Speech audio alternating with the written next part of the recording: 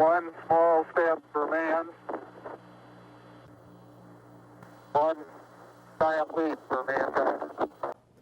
Tomorrow marks 50 years since the Apollo 11 mission successfully put the first man on the moon.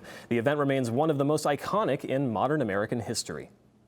In celebration, the Smithsonian Institution created a unique way to honor Neil Armstrong's historic footsteps.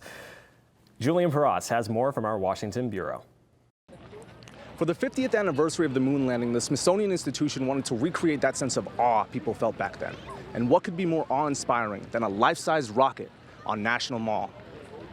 It's not a real rocket, but since Tuesday, the 50th anniversary of the Apollo 11 liftoff, the National Air and Space Museum has been projecting a Saturn V rocket, all 363 feet of it, on the Washington Monument. Here down with my family, enjoying this piece of iconic American history, projected onto the Washington Monument. What could be better than that?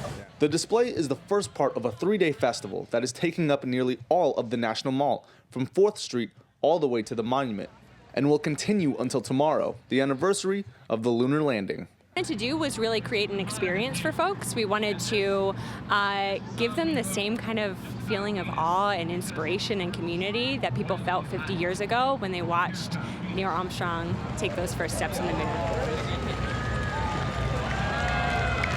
Massive screens are already in place to show historic clips of the moon landing. Visitors will also see a recreation of the iconic Cape Kennedy countdown clock. And even the image of the rocket is made to look as if pre-launch mist is rising off of it. One visitor who saw the Apollo 8 liftoff was impressed. But one thing you don't get from most news clips is how loud that thing was and how bright it was when it took off. So I think it's going to be pretty cool. But the 50th annual display is still having an effect on people who see it. It's a lot of pride in being an American for the fact of what we can do as a country. And this is just a representation of what we can do when we come together.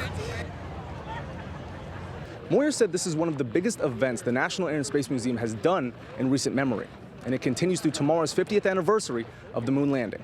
On the National Mall, Julian, Cronkite News.